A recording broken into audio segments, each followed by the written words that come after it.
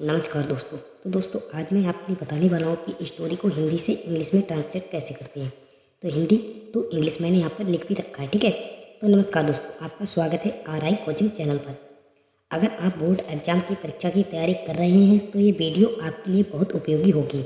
इसे अंत तक देखें और अच्छे अंक पाएँ। चलिए कहानी शुरू करते हैं। तो दोस्तों पहले हम स्टोरी को हिंदी में पढ़ेंगे, फिर दोस्तों हम जानेंगे कि स्टोरी में हमें किन किन रूल्स को फॉलो करना है और किस चीज़ की मीनिंग याद रखना बहुत ज़रूरी है। तो पहले हम स्टोरी को हिंदी में पढ़ लेते हैं। तो दोस्तों इस स्टोरी को मैं इंग्लिश में ट्रांसलेट करके आपको बताने वाला हूँ। एक एक वर्ड की हिंदी बताऊँगा, जिससे दोस्तों आपको मीनिंग भी याद हो जाएंगी और बोर्ड एग्जाम में आपको काफ़ी मदद भी मिलेगी। तो देखो यहाँ पे पहले हम इसको हिंदी में पढ़ लेते हैं। एक गाँव में एक किसान रहता था, उसके 2 पुत्र थे। बड़े का नाम अनिल था और छोटे का नाम अमित था, ठीक है। दोनों भाई एक दूसरे से बहुत प्रेम करते थे, किंतु दोनों की रुचियां भिन्न भिन्न थीं।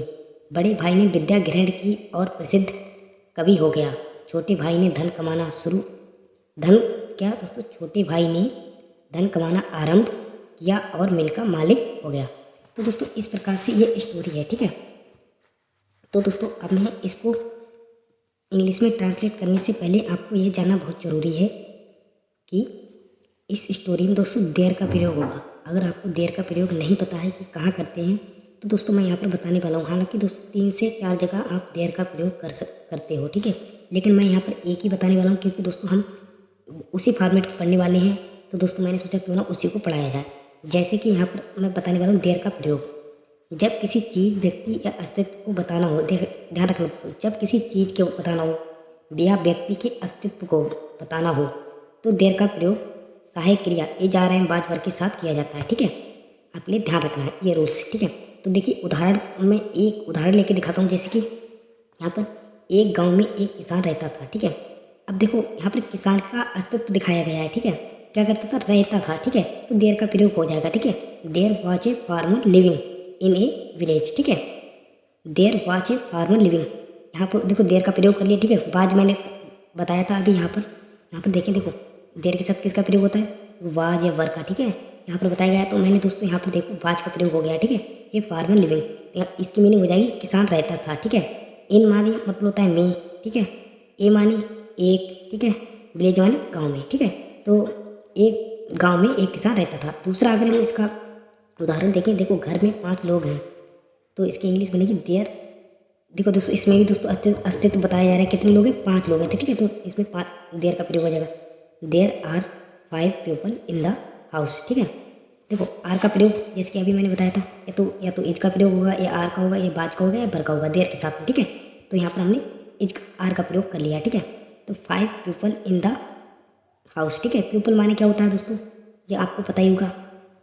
पीपल माने होता है लोग, ठीक है। इनका मतलब होता है में, ठीक है। और हाउस का मतलब होता है घर, ये तो आपको पता ही होगा। तो इसी प्रकार से दोस्तों पूरी स्टोरी को मैंने छोटे छोटे टेंसों में तोड़कर लिख लिया है, जिससे दोस्तों अगर आप बोर्ड एग्जाम में बनाओगे स्टोरी तो आपको भी इन छोटे छोटे टेंस में तोड़ना है स्टोरी को, फिर बनाना शुरू करना है। जैसे कि 1 नंबर पे दोस्तों मैंने इसको तोड़ा। एक गांव में एक किसान रहता था। ये दोस्तों उसी स्टोरी का पार्ट है, ठीक है। एक गांव में एक किसान रहता था। अब देखो देयर का प्रयोग करना है, क्योंकि किसान रहता था, उसकी अस्तित्व बताया जा रहा है, ठीक है। तो हो जाएगा there was a farmer. Farmer माने होता है किसान, ठीक है। लिविंग माने रहता था, इन माने में, ए माने एक, विलेज माने गाँव में, ठीक है। तो एक किसान रहता था गांव में, ठीक है। ये होगी इंग्लिश। लेकिन दोस्तों अगर हिंदी में देखें तो देखो दोस्तों एक किसान रहता था। इंग्लिश में दोस्तों इस वाले वाक्य की मीनिंग पहले लगी है, एक किसान रहता था, ठीक है। तो इसकी मीनिंग देखो यहाँ पर पहले लगी हुई है, there was a farmer living. यहाँ से लेकर यहाँ तक की इंग्लिश देखो पहले बनाई गई है। और देखो एक गाँव में, इसकी इंग्लिश बाद में बनाई गई, इन ए विलेज।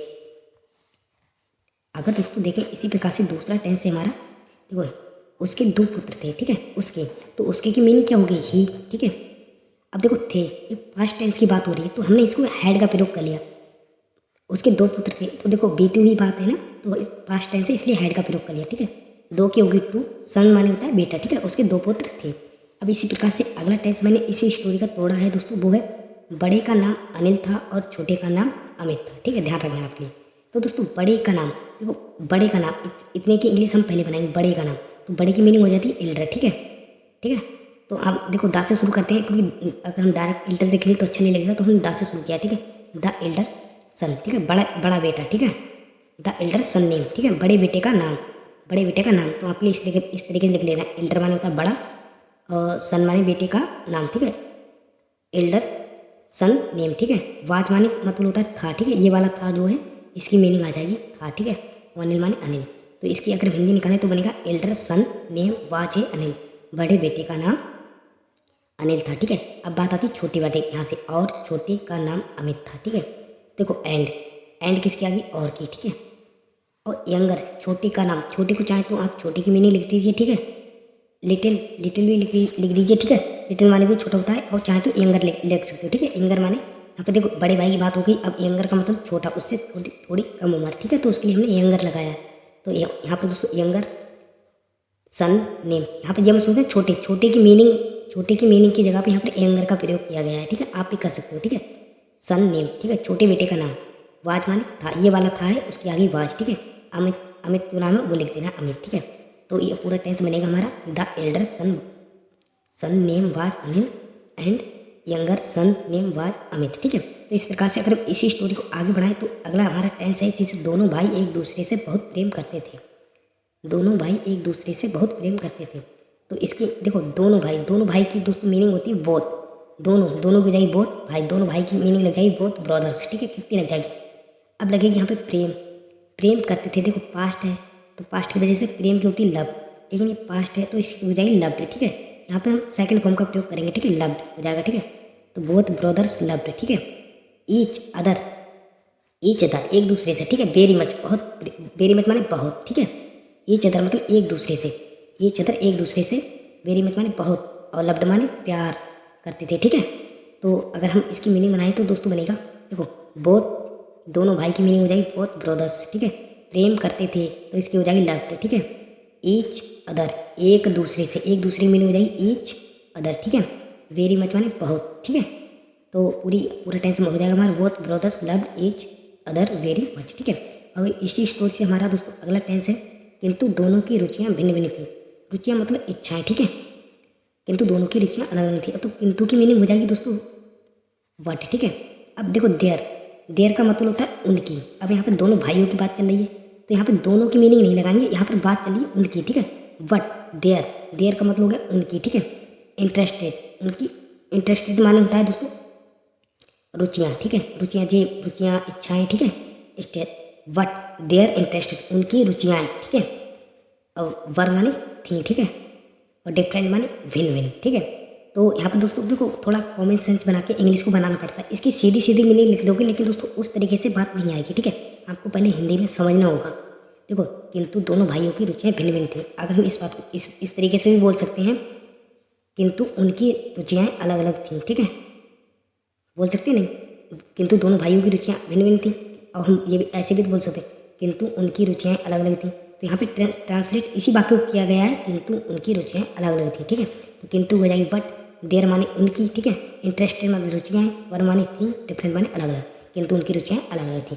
और हमारा अगला टेंस है दोस्तों, बड़े भाई ने विद्या ग्रहण की और प्रसिद्ध कवि हो गया, ठीक है। बड़े भाई ने विद्या ग्रहण की और प्रसिद्ध कवि हो गया। तो देखो बड़े भाई की मीनिंग तो दोस्तों मैंने बताई दी आपको, बड़े भाई की होती है एल्डर, ठीक है। एल्डर ब्रदर्स, ठीक है। तो मैंने बताया था कि दोस्तों एल्डर ब्रदर लिखूँ तो अच्छा नहीं लगता, तो हम दा लगा देते हैं जिससे टेंस अच्छा लगे पढ़ने में। तो द एल्डर ब्रदर्स गेंड माने होता है जैसे कि दोस्तों ग्रहण करना, किसी चीज़ को ग्रहण करने की मीनिंग होती है गेंड, ठीक है। ग्रहण किया तो ये पास्ट टेंस हो गई, इसलिए दोस्तों वैसे होती है गेंद, ग्रहण करने की होती है गेंद, लेकिन यहाँ पास्ट की बात हो रही है ना, गया, ठीक है। प्रसिद्ध कवि हो गया, ठीक है। पास्ट की बात हो रही है तो यहाँ पे गेंड हो जाएगा, ठीक है। नॉलेज की आपको पता ही हुई क्या होती है, विद्या, ठीक है। And become a famous poet, और बीकम मतलब होना या फिर पाना, ये सब मीनिंग होती है बीकम की, ठीक है। बीकम ए फेमस पोएट, फिर वो बाद में एक कवि बन गया, प्रसिद्ध। फेमस माने प्रसिद्ध, पोएट माने कवि, ठीक है। तो देखो एल्डर ब्रदर्स गेंड, ठीक है। एल्डर ब्रदर की मीनिंग क्या होती है, बड़े भाई ने, ठीक है। गेंड माने ग्रहण किया, ठीक है। नॉलेज माने विद्या को, एंड माने और, ठीक है। और बीकम माने बाद में या फिर होना, ठीक है, बाद में। ए फेमस पोएट, और बाद में फेमस कवि बन गए, ठीक है। या और बाद में प्रसिद्ध कवि बन गए, ठीक है। तो इस प्रकार से देखो सीधी मीनिंग आपको नहीं लिखनी होती है, कभी कभी अपन को पहले हिंदी में समझना होता है कि हम इस बात को और तरीके से कैसे कह सकते हैं, ठीक है। तो देखो मैंने एक बार वाक्य की आपको मीनिंग बता दी है, ठीक है।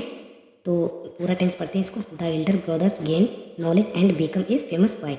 यहाँ पे देखो और के बाद की मीनिंग है प्रसिद्ध कवि हो गया, तो इसकी मीनिंग हो जाएगी and become a famous poet, ठीक है। अगला टेंस है हमारा इसी से, छोटे भाई ने धन कमाना आरंभ किया और मिल का मालिक हो गया, ठीक है। तो इसको इंग्लिश में छोटे भाई की मैंने पहले बता दी, यंगर लगेगी, 10 यंगर ब्रदर्स। अब देखो आरंभ करना ही क्या होती है, स्टार्ट, लेकिन यहाँ पर मालिक हो गया, यहाँ पे देखो लास्ट में गया, तो गया से पता चलता है पास्ट टेंस की बात हो रही है। तो देखो वैसे तो होती है आरंभ करना ही क्या होती है, स्टार्ट, लेकिन यहाँ पे पास्ट टेंस की वजह से स्टार्टेड हो गया, ठीक है, स्टार्टेड। और दोस्तों कमाना की क्या होती है, कमाने की होती है अर्निंग्स, ठीक है। और धन की हो जाएगी मनी, ठीक है। एंड की हो जाएगी और, बिकम मानी होना या फिर हो गया, ठीक है, बात एक ही है, ठीक है। मिल्क, बिकम मानी होना, ठीक है। ए मानी ए, मिल्क मानी मिल्क, ओनर मानी मालिक, ठीक है। फिर वो मिल्क का मालिक हो गया, ठीक है। अब देखो इस छोटे भाई ने धन कमाना आरंभ किया और मिल्क का मालिक हो गया, ठीक है। द यंगर ब्रदर छोटा भाई, ठीक है, स्टार्टेड कमाना शुरू किया, अर्निंग मानी स्टार्टेड माने शुरू किया, अर्निंग माने कमाना, मनी माने धन, एंड माने और, बिकम माने होना या फिर हो गया, ठीक है। ए मिल माने मिल का ऑनर माने मालिक, ठीक है। फिर बाद में मिल का मालिक हो गया। तो दोस्तों इस प्रकार से दोस्तों हमने आपको इस स्टोरी को पूरा पढ़ा दिया है। दोस्तों अब आप देखेंगे स्टोरी हमारी किधर है, यहाँ पर ये स्टोरी किधर गई, ये है देखो, और मिल का मालिक हो गया। तो इस प्रकार से यहाँ से लेके मैंने इस स्टोरी को पूरा पढ़ा दिया है, एक एक वर्ड की मीनिंग बता दी है। दोस्तों अगर ये वीडियो आपको अच्छी लगी है तो वीडियो को लाइक करें और चैनल को सब्सक्राइब करें। स्टोरी कितनी भी लंबी हो उसको छोटे छोटे टेंस में तोड़कर ही बनाना। तो मिलेंगे एक और वीडियो में, तब तक के लिए जय हिंद, जय भारत। आपको अगर वीडियो अच्छी लगी तो हमारे चैनल को सब्सक्राइब जरूर करें।